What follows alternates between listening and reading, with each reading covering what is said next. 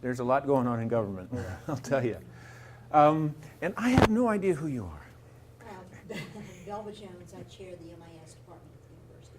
Yeah, and I'll tell you, there's stuff going on at the university. It's really cool. I'm Russ Fletcher. I'm the founder of the Montana Technology Roundtable and also a new startup called Intenio Systems. And we help companies of any size implement business intelligence, big data systems quickly, economically, easily, so that everybody wants to use them. This is Eric Franzen. Hi, Eric Franzen.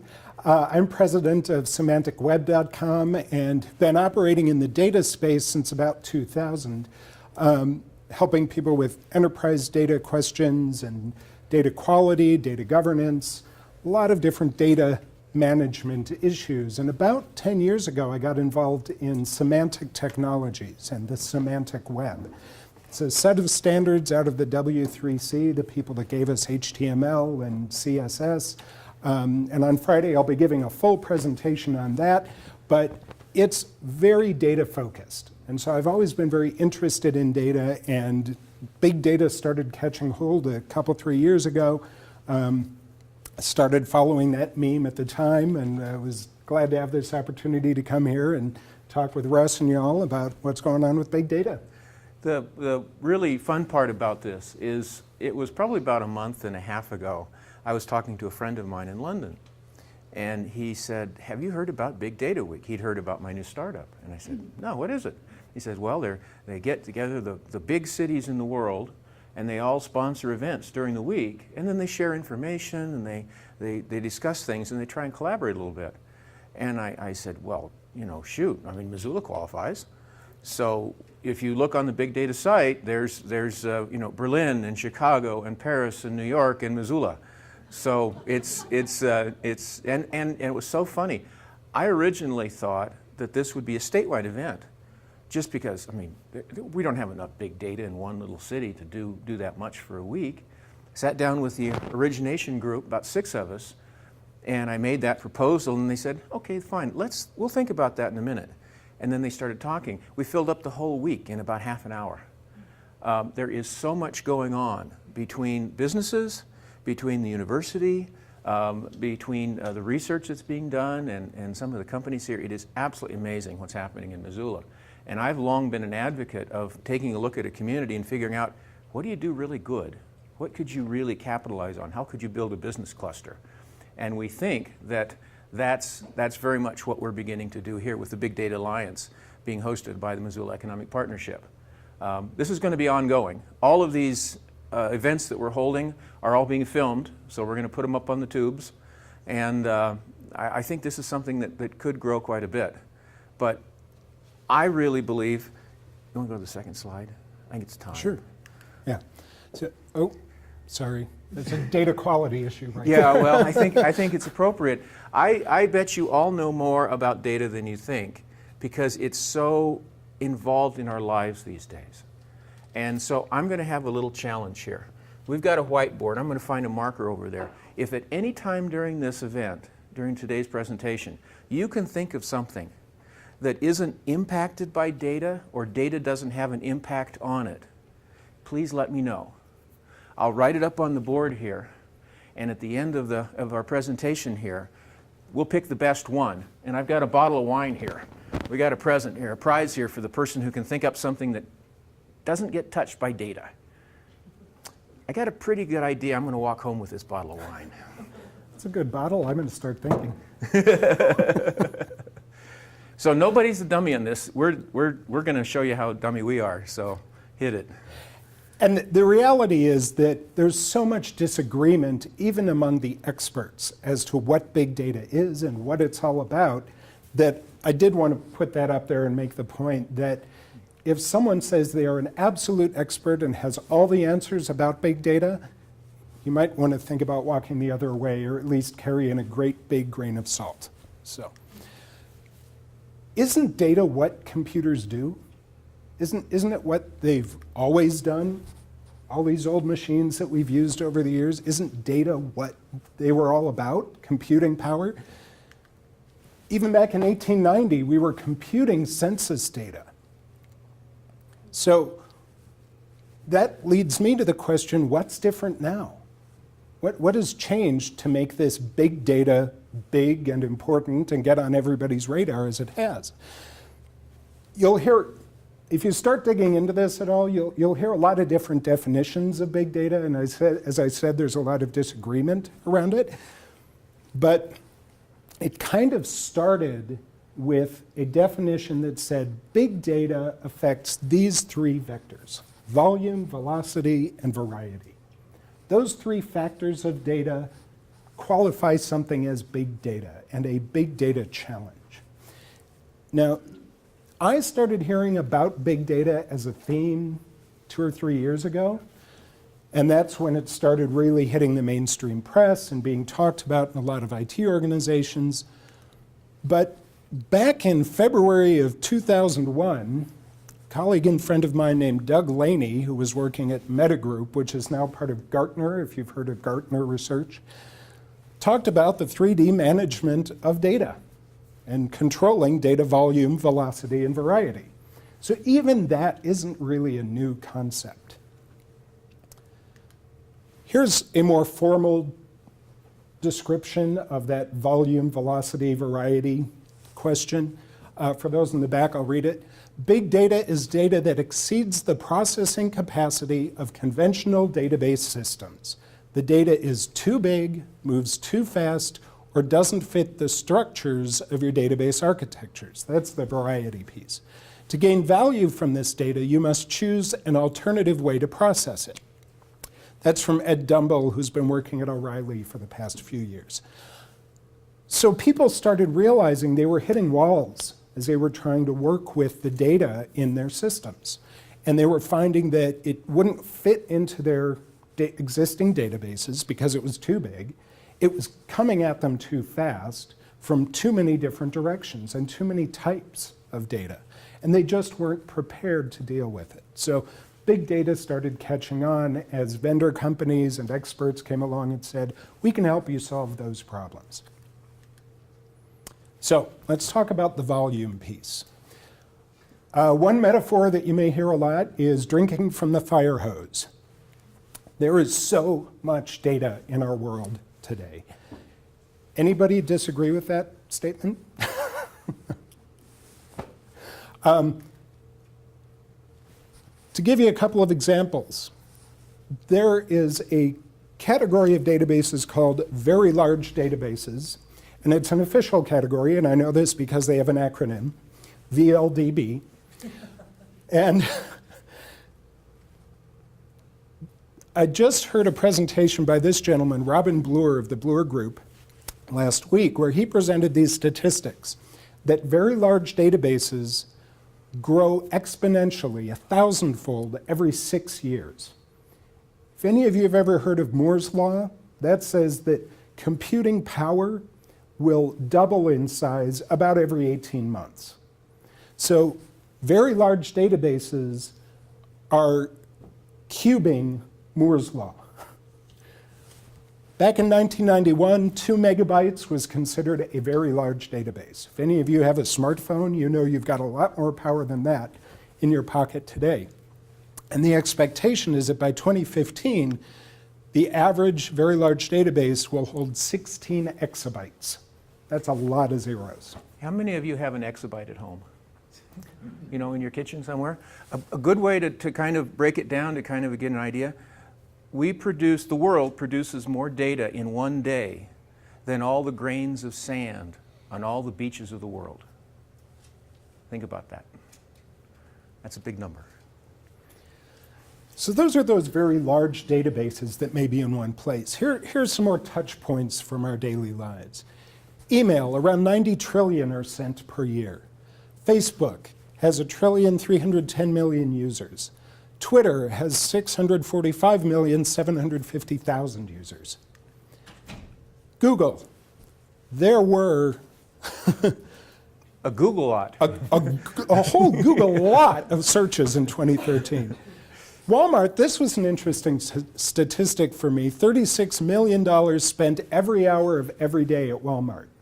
Now that's just a single data point, but think about all the data that's hidden in that number.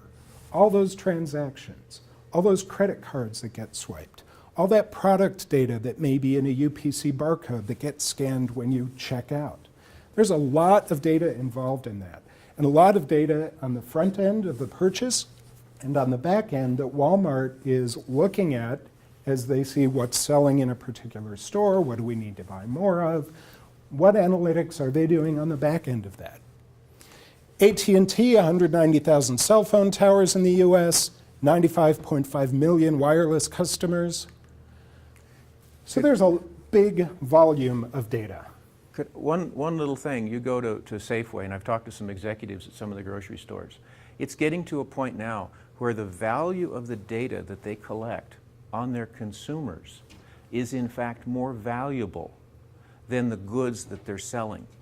Because they can sell that to the manufacturers, who can then say, we need to modify our product this way, or we need to raise our volume in this, or we need to do a sale here and make sure that it's put here right next to this, because that really makes for a much bigger sale when it is absolutely amazing how they slice and dice the data of just everyday purchases.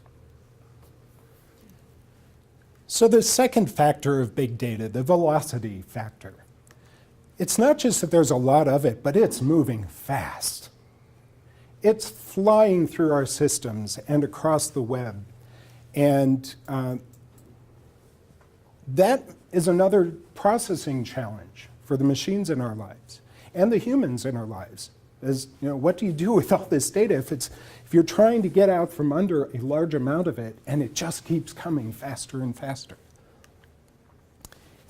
Email, 2.8 million are sent per second. Facebook, 695,000 status updates per minute. 58 million average tweets per day on Twitter. So that data moving so fast, even if you think back to the Walmart transactional data, you've got several lanes open at every single Walmart, and all that data is getting sucked up and sent somewhere. So the velocity factor is a really critical business problem. And the last piece is the variety piece. It used to be that people would store and compute data in very siloed systems. Some of those computers we saw images of earlier. You could store it all in there, process it over time, and you knew up front what kind of data you could put into that system, and you could therefore create a structure that would hold that kind of data. But the reality is today that all this data that's flying around so fast and so much of it, there's a wide variety of it. These are just a handful of images I threw up there to kind of represent the different kinds of data that you might run into in an organization. Over here on the side, you have Oracle and IBM and Microsoft with their enterprise data systems. You have some of the new players on the scene, like Amazon Web Services, which is where things are stored in the cloud, if you've heard of cloud computing. Hadoop and MongoDB are big players right now because of the way that they structure data in new and innovative ways. Hadoop is particularly well suited for big data because it scales very well and very quickly. So IT teams can very quickly spin up another instance of Hadoop, another data store to put this stuff in. We often forget about all the data that's out there just sitting on the web in HTML documents. And not just HTML documents, but PDF documents. And this is a popular text editor. A lot of people, a lot of office workers keep important data in text documents, or our good old friend Excel. A lot of companies run business units off of Excel. It's not just for spreadsheets anymore. And then we have multimedia that very much plays into this. Photos, videos, and audio files. They all contain data. They all represent data assets for companies, and companies are trying to drill into all of these data assets to get insight, to make decisions, and to figure out where to go to next. The rise of the smartphones has played a lot into our world of big data. How many people here have one with them? Yep. Better question, who doesn't have one? Aha! They don't know where you are right now. That's right. Because those are connected with GPS. You can locate them. They're connected to the internet. 4.6 billion mobile phone subscriptions worldwide. That's a lot of mobile phones. A lot of data that has left those siloed computers, that has left those locked-in machines and systems, and is walking around with all of us every day. Another side topic of big data is the Internet of Things. This is the concept that the various things in our world can be tied into these data systems. So to give you some examples, here's a QR code, and this is true of barcodes too. Anything that has one of those has some data embedded in it that you can learn more about. This is an RFID tag where you not only have data, but you have a mechanism for communicating that data much the same way you would with this, but it doesn't have to be scanned. Fitbit and Jawbone have created these fitness trackers for people. A lot of data about health and wellness being transmitted. Here's a wind farm. And the interesting thing about our energy grid is that people are putting sensors on even small parts of these various systems. So if there's a sensor on an oil rig on a particular part, that can send a signal if that fails, that part fails. Again, back to the grocery store, lots of data in the grocery store through the various devices and the things in our lives. This is one of the Google driverless cars you might have heard about.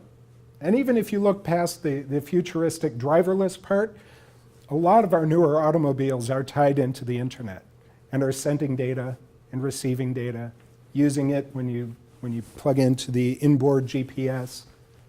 Did you ever wonder why Google spent so much money and time to build Street View and Google Maps and all of that? I mean, that's a lot of money, and they're not getting anything for it, right? It's so much fun. You could be in San Francisco now, and I was just there, and you're driving along and you see a car coming by you, and there's a guy sitting behind the wheel. He's got his arm up here and his other arm out the window, and he's just cruising along. He's going to the store or wherever it might be. They've done, 700,000 or 800,000 miles now of driverless cars mileage in San Francisco Bay Area alone without a single accident. And all those cars are connected electronically. They're sharing data, and they're using Google Maps and Google View to figure out where to go. It's just amazing. We're entering a phase where people are making their homes smarter and smarter with smart TVs, washing machines, refrigerators. This is a picture of Nest, which is the home thermostat controlling system that Google just bought for vast amounts of money. I don't remember what the number was, but it was a crazy For a amount of money. thermostat. That's amazing. And the obligatory picture of someone wearing a Google Glass over here that's sending data. Yes? We have it set up, I can unlock my house right now, if the service person comes, I have a cable coming in there. Say, okay, you're at my front door, I can unlock it at the end. Yep. And you can monitor your house. It can tell you left the water on, you know. I haven't gotten quite that far yet. Well, that's a huge business right now, of being able to. There's a commercial of the kids coming home, and the parents said, "Did you lock up the house?" They said, "Sure." And he looks at his phone, and he starts turning off the water, the lights. He locks the door. You know, he turns off the fireplace and closes the refrigerator door. I mean, What happens if anybody learns how to jam all this stuff? aha! Now you're getting into the deep data. This is the scary part. Tomorrow there's going to be a great discussion about the security of. Is it tonight? Tonight. Yeah. I'm sorry. It's tonight. That one's going to be fascinating because it is a huge problem. Things can get hacked. I mean, all these cars with no drivers, and all of a sudden they lose communication. There is no communicate. Well, Between cars there is. between cars, yeah, there's all kinds of ways that it can go. But hopefully the cars are going to be running on their own, so they even if they can't communicate with other cars, the sensors will still stay, there's something in front of me, stop, or I'm going down the wrong street or whatever it might be. But that's a huge problem. All right, so we've talked about the volume, velocity, variety. Just to illustrate that disconnect and disagreement that there is in the space, if you're feeling at all like a dummy at this point, which I hope you're not, I wanted to show you some of the disagreement. I have heard people shouting about additional V's need to be added, like value, veracity, viability, and the list goes on. So just know that what we tried to do today was kind of give you a baseline for talking about big data. But you will hear other ideas this week. You will hear other ideas as you read about this in the media. And the dust certainly has not settled yet. Has anybody come up with something that isn't impacted by data? Any thoughts? Just pick something. It's so much fun. I was talking to some folks the other day, and just to give you an example of what you can do when you start working together and collaborating, I read a great story, and it was about the problems that they had on the East Coast with storms, with the floods, with the big events that caused people to run to the store and stock up. So they got the retailers together and they said, so what do they buy? What's the most important thing? What is the one thing that has the highest percentage increase when there's a storm coming? So, what do you think? Beer. Good choice. Batteries. Batteries? Batteries? Anyone else? Water? Yeah? I mean, you think all the, toilet paper, I mean, what are you going to need? Bottles. Bottles of, Just for storing. well, I'd have them full of wine if I were going to buy bottles. I mean, Plywood. yeah. They went through all those little checkout receipts and all that data they'd got. The one product that has the highest percentage increase before a storm is coming or an event is coming that people can prepare for, strawberry Pop-Tarts. Purchases go like up 700% before a big event. And you think about it, it's a delicious little dessert. You don't have to cook it. You don't have to do anything. You can open it up and eat it. And they buy tons of them before a storm comes. There was no way that any 1, 2, or 3 stores could have figured that out. It took all that data to combine it together. And that's where the breaking down of silos. You're seeing competing elements will now start collaborating and sharing data. They keep a lot of it private, but they can start sharing this data to help them put pressure on the marketers or the makers or whomever it might be. But it's so constantly evolving. And one of the big things that's coming out about this is that, and I was talking to some students last night, it is becoming so pervasive that I think in a very short time, it's going to be very difficult for someone coming out of college to get a job. And I don't care in what area, if they don't have some level of understanding or the ability to do some level of data analysis. Because it's in just about every department, it's in most companies, small, big, and large. I had a quote the other day and it said, this is the one thing that should keep CEOs up at night the most. Because if you're not worried about this, if you're not figuring out, how do we solve this problem, your company may not be viable in 5 or 10 years. It's getting that important. I know when I work with clients, we love to sit down and talk with them, and we start working with them and show them some things. Within a couple of months, the comment is always, how did we ever get by without this? Because they find that they have those silos of data. People don't talk to each other. They don't communicate on the right level. So it's really becoming fun. What are you seeing in the legal field in data? How is it changing? It's changed a lot, especially since 2008, the crash, even after the crash. The whole landscape has changed dramatically. Definitely a significant increase in the volume of data, email. We work with discovery documents, so email, dealing more and more with social media, electronically stored information.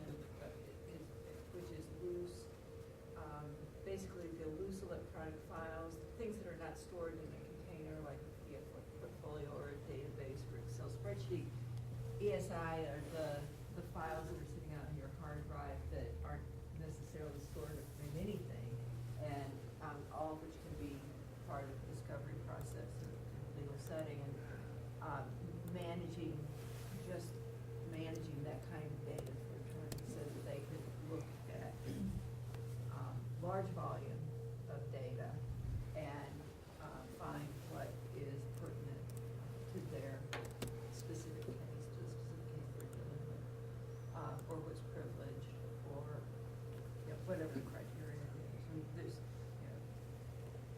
we're not seeing, I mean, we've seen a significant increase in volume here in Montana, but not anything like the,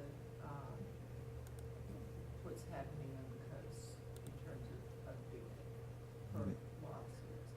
So if you're going to commit a crime, don't touch a computer, don't have a cell phone, don't go to the store. Yeah, except that, I would say that at this point, and this is one of the frustrations as part of why we're here, but one of the frustrations for us is that attorneys, if I go and talk to almost any group of attorneys and ask, what are you doing about electronic discovery right now? They're going to tell me, we're hoping nobody asks. We're not asking because we're afraid the other side will ask back. They're not dealing with it. So right now, if you're here in Montana, you're probably pretty safe. But that's going to be a rapidly changing landscape. And because there is data out there, and because people are figuring out more and more easier, better ways to deal with it. It's changing so fast. It's so rapid. I mean, I'm in the business, Eric's in the business, and it's so hard just to keep up. It's just amazing. It's back. It's back. Now, there are a couple people that I recognize from last night, so you will have already seen this. Apologies. But this is a really wonderful video to kind of show from a consumer's perspective what big data might look like in our lives.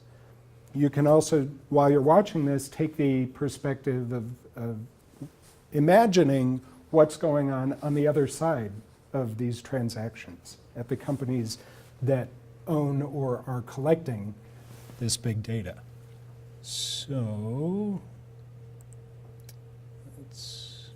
now I apologize in advance. I was not able to find an audio hookup for this room, so we're working off of my laptop speakers.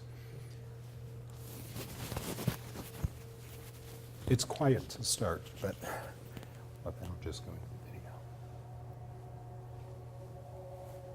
Just to the video, I'm not going to the room. You have 2 appointments today and 1 important date alert. Consult your diary for further information. Have a nice day. Oh, it's really great pictures. Let's try that. Just imagine. Just imagine.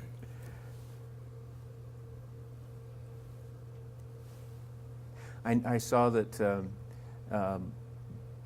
was it Amazon or Google opened up next day delivery in New York, I think 3 or 4 days ago. And they were so inundated, the system closed down at noon. They couldn't keep up. And if you think about where this is going, I'm working with one entrepreneur, and he's developing a technology that will allow you to interact with your TV. And it's a single button remote control for your TV, which God help us. But you can point and click on the screen and do all the things you need to do.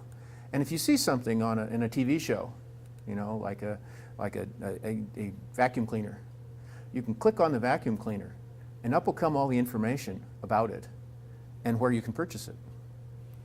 And you can click and buy it right then.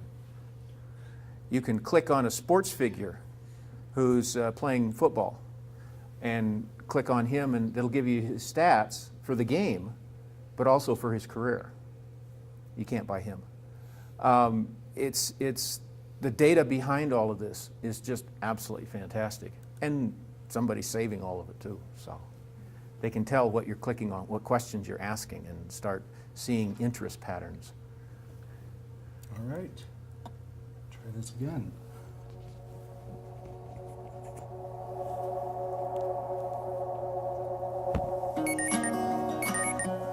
You have 2 appointments today and 1 important date alert. Consult your diary for further information. Have a nice day.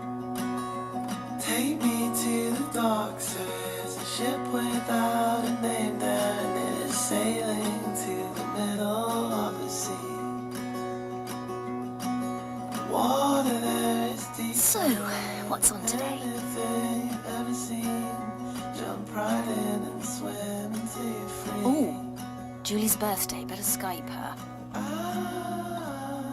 will remember your face. No, better leave her to sleep.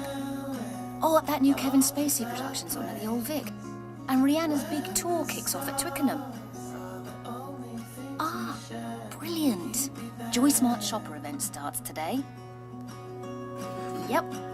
It's going to be a good day today. So can you hear the background? Right. And now I should be plenty. Oh dear. Looks a bit busy out there. Let me sync my phone. Okay. That route makes sense.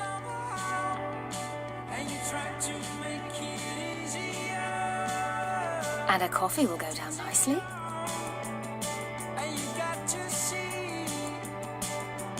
Joy, here I come.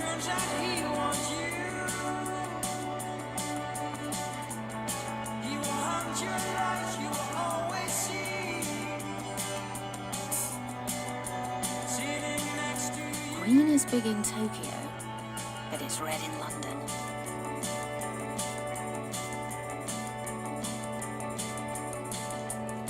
Don't know what the deal's about, but I like it somehow. And you try to make it. Show me, show me, show me.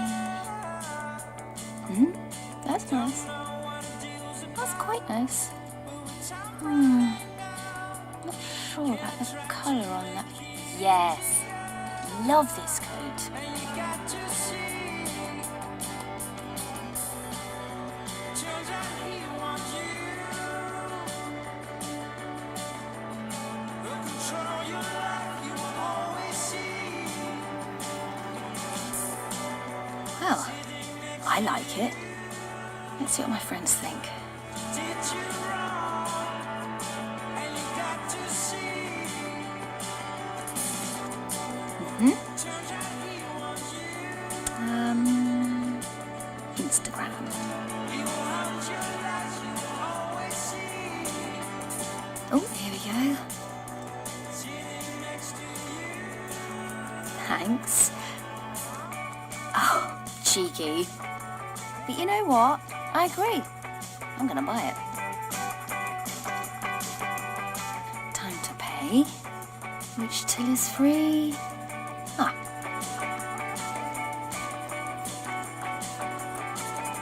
Okay, please. Try to make it easier. That's £50, please. And you got to see. Well, thank you very much.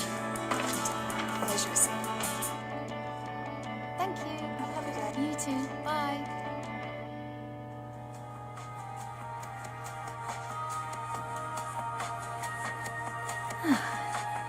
Let me check in.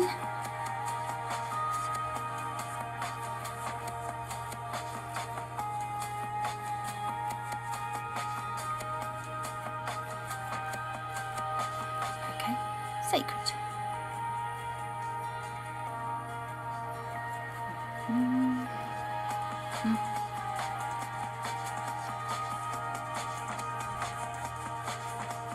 Oh, yummy, free cake. What a lovely thought. Ah, Julie's awake. Gotta Skype her. Thank you.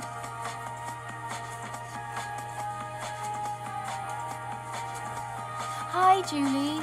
Happy birthday, sweetie. Thanks, hon. Nice of you to remember. How's your day been? Great, everything's worked a treat. How's San Fran?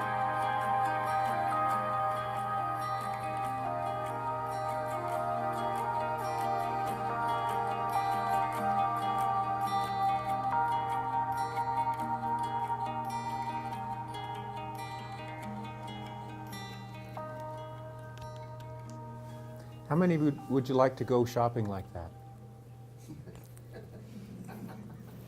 Seriously, would you? Why? Because she already knows what to do everywhere.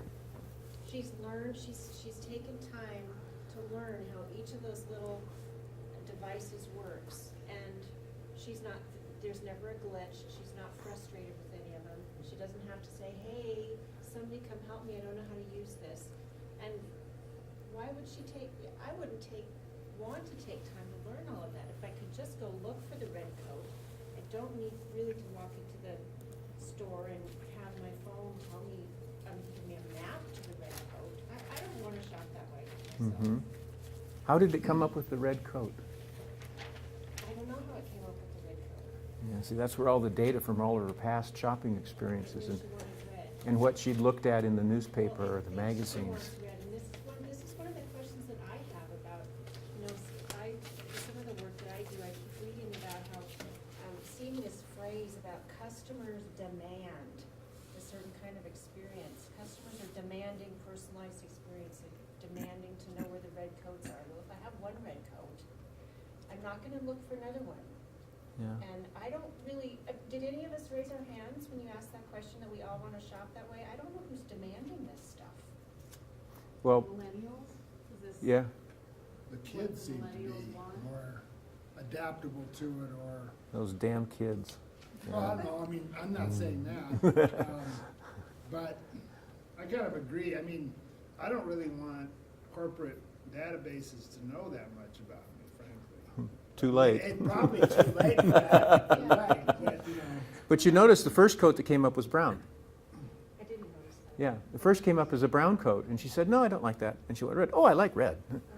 You know. Well, maybe it's just a semantic thing, but I think it's interesting that so many people are using the phrase demand, and I'm wondering if, are we really demanding it, or are we adjusting to it? Or both, or. And I think there's probably a bit of both. Yeah. But I think that's a very, very good point. I think, and I don't think it's necessarily millennials. They're used to it. They've adjusted to it. They've grown up with it. We've made that possible for them. But my nieces are no more interested in, if we go shopping, you go out and engage with the store, you go look at, It's a there's social the experience, which is you totally lose with that. And they're no more interested in doing that.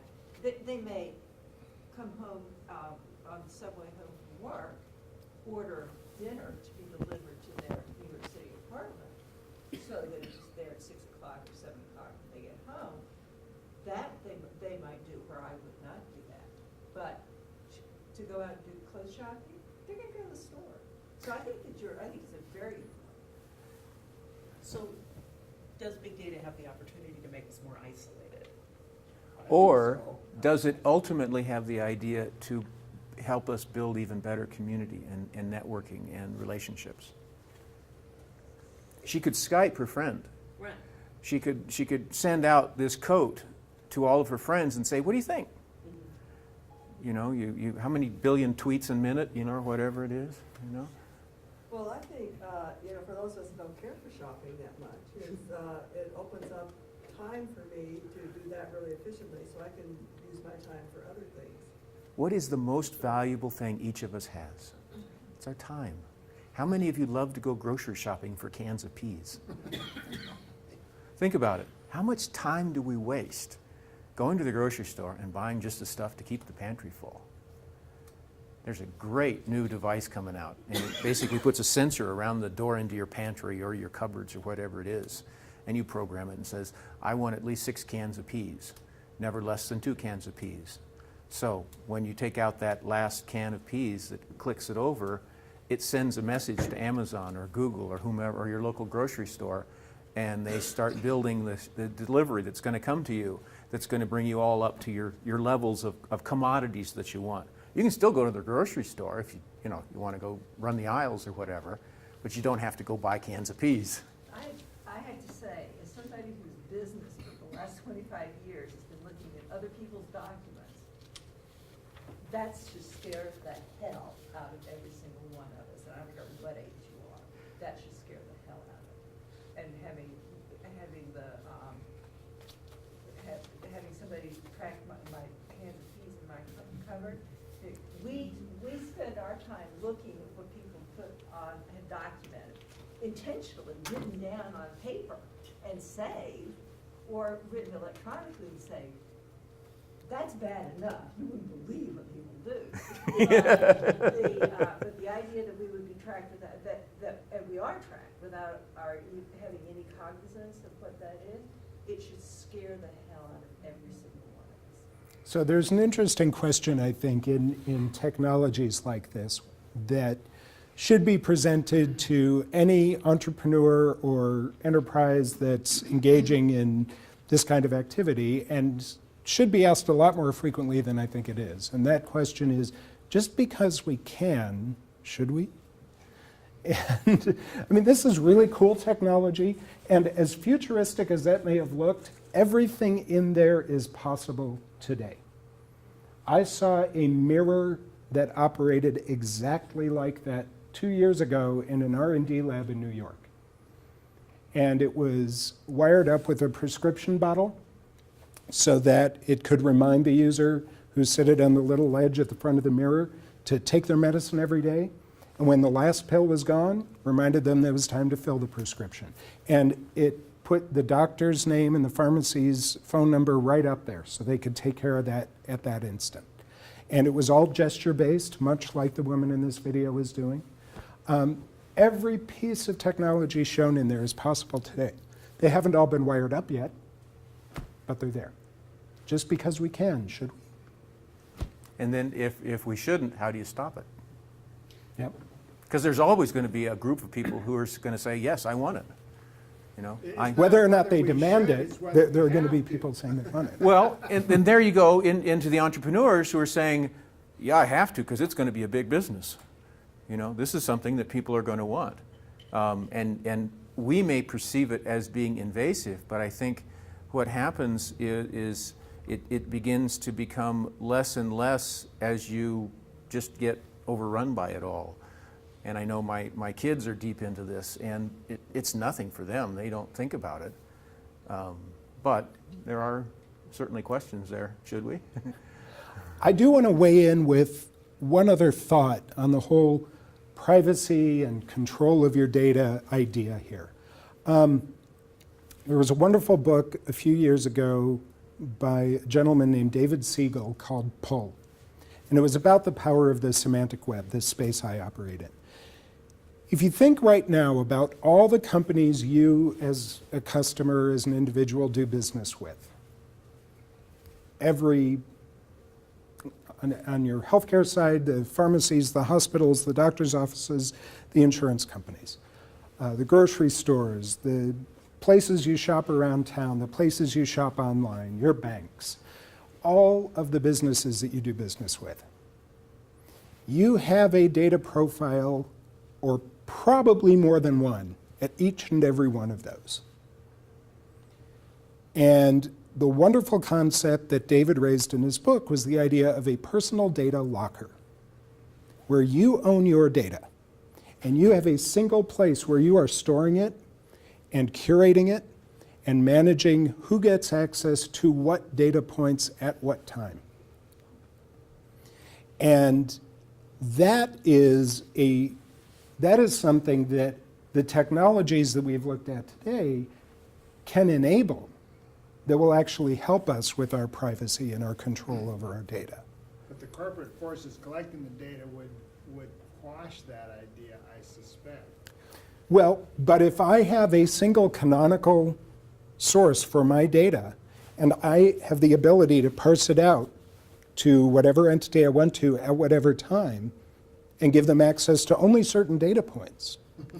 For example, when I check into a hospital, the person admitting me has really no business seeing my whole medical history, but they may need to see my social security number to process me. But later that same evening, Well, you think it's opt-in. yeah, And this is the whole concept. You say, this is my data locker. Yes, Costco, yes, you can have access and you can capture my purchasing data. And you will pay me X for it. We have a valuable commodity in what we do. And one of taking this the next step is that companies are getting it for free right now and using it and selling it. So Those that are getting it for free will resist, they will, of they course will, they will.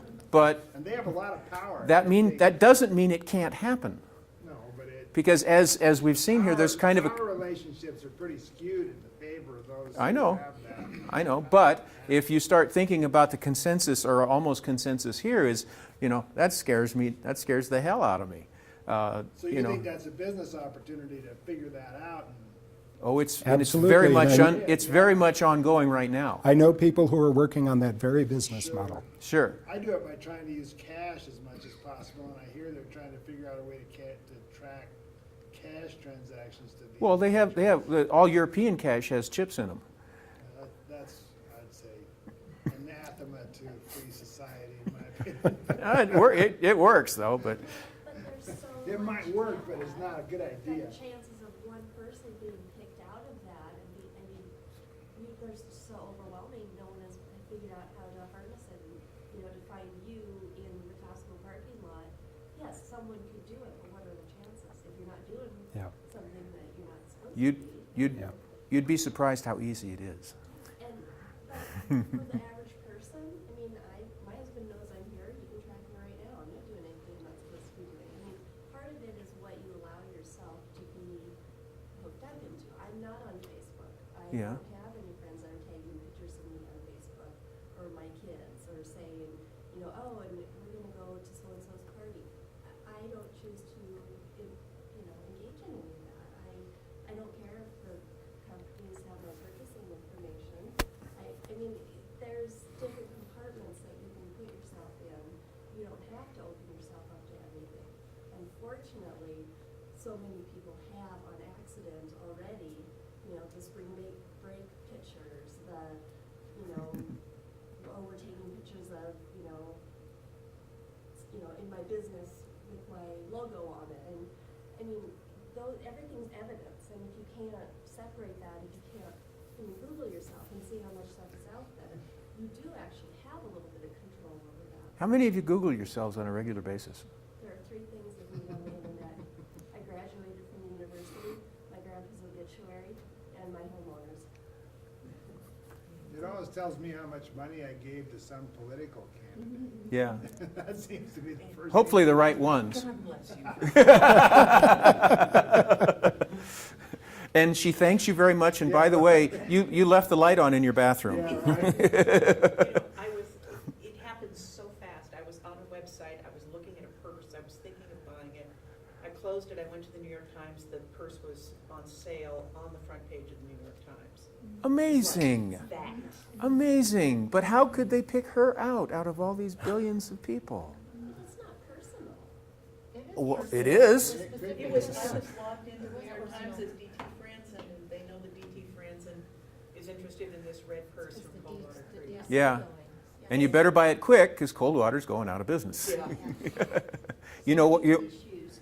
Yeah? Bought them on Friday, and looked, couldn't find them, and the next time I opened up the news browser, looked at the news, there they were on sale. See, now those are good things.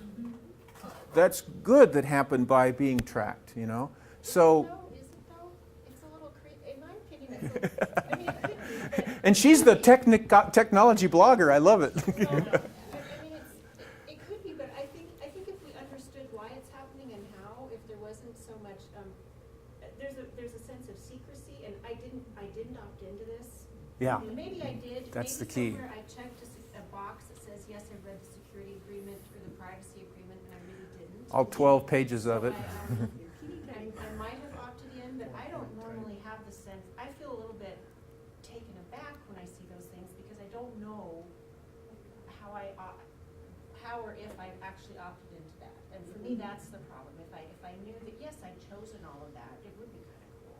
So wouldn't it be great if there was an application that you could subscribe to, and it would, in very easy terms, warn you or tell you every time you're going to do something, people are going to start capturing data from you? Yes. Do you want to? Yes or no? Yes, in easy terms, without Sure. that mumbo jumbo of the It's like LifeLock. They guarantee you'll never be hacked. Isn't that the one? Yeah. So maybe this is a data lock. You know, we will guarantee that your data will never be used other than with your permission, and we'll make them pay. Does this apply to the federal government? Oh, they got a lot of explaining to do. The other thing I would comment, this is off of this topic, but you said that they are collecting, companies are collecting this information and getting it for free, and I would point out that we're not getting paid to provide that information, that it is not free. They pay, those companies are investing billions and billions of dollars into R&D to be able Well. to collect And that then kind of they sell what they Yeah. learn too, of course. I mean, they don't do it out of the They're goodness of their heart. not doing it out of the goodness of their heart. No, well, it's absolutely essential these days to be competitive. It is just really Yes, it is. the bottom line for everybody. So I got, you might have to leave here, but anybody got an idea here? I got a bottle of wine here. I dare you. Come on. I dare you. What's this for? If you can come up with something that isn't impacted by or has an impact on data or is related to data in somehow. I don't, but And this is a data guy, so so interesting idea as well, like so Facebook.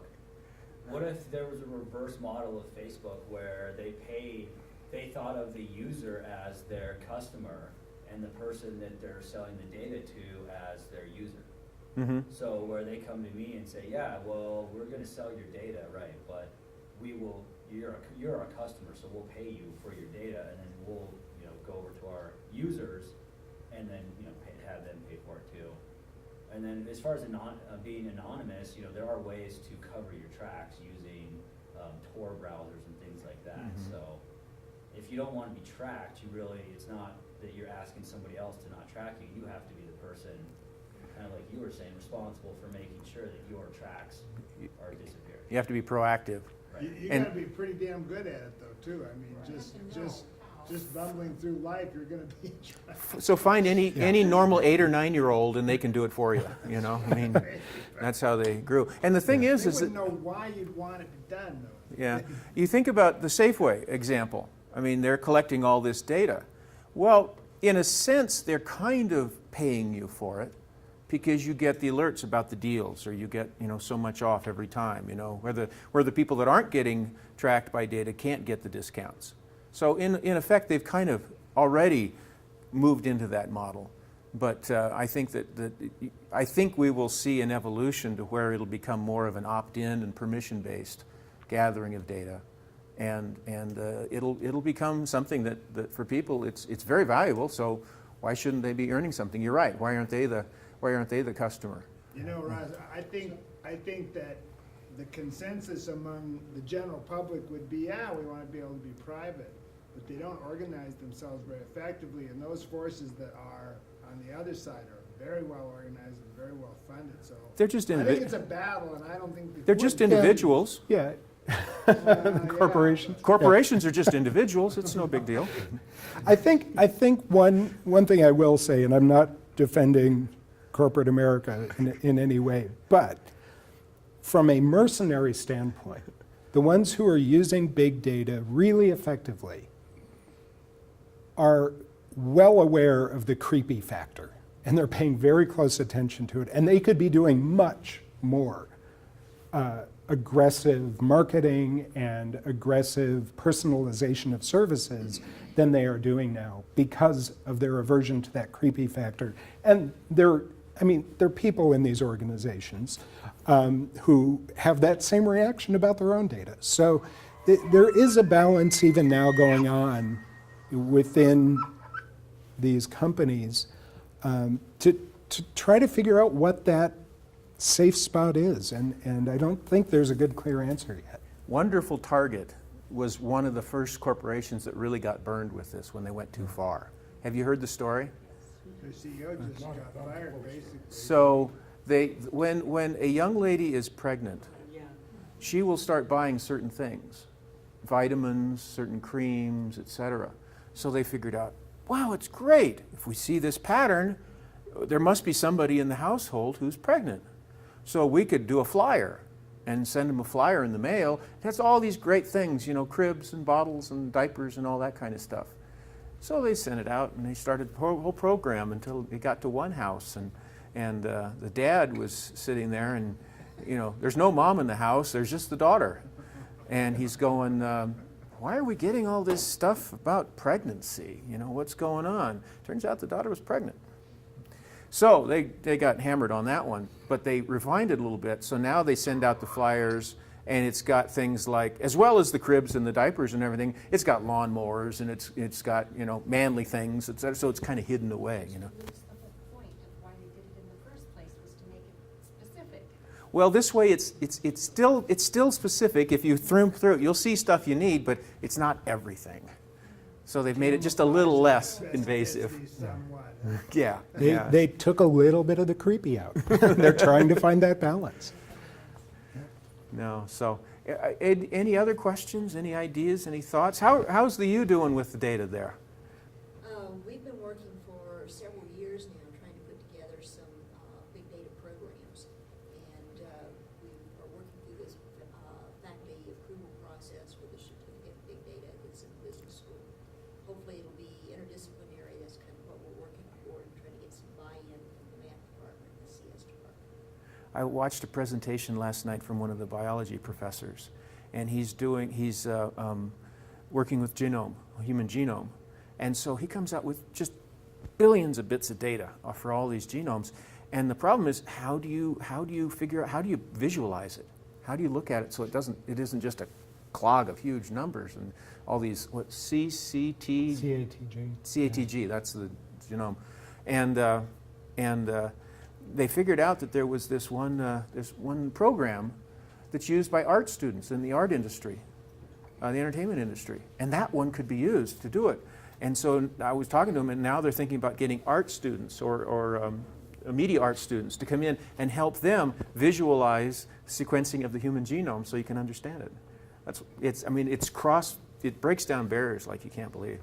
Now, you said that every student should have the ability to analyze data. Well, they can't do this stuff. What should they? What do you teach them? Okay, that's my talk. At a level, you know, Yeah. most of this is computer science, and a few computer scientists can do it. That's my talk on Friday. Okay. That's little data. And I know there's these companies that are doing big data, and it's great, and it's wonderful, and it's, you know, huge, monstrous data.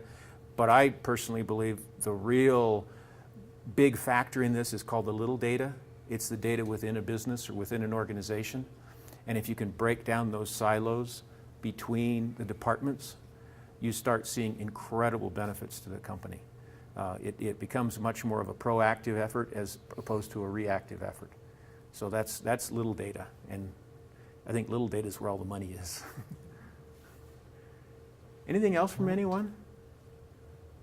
Thank you. Great. Thank This you is so great. much. You're Yeah. none of you are dummies. This is wonderful. Thanks. I get to keep the wine. Ha ha.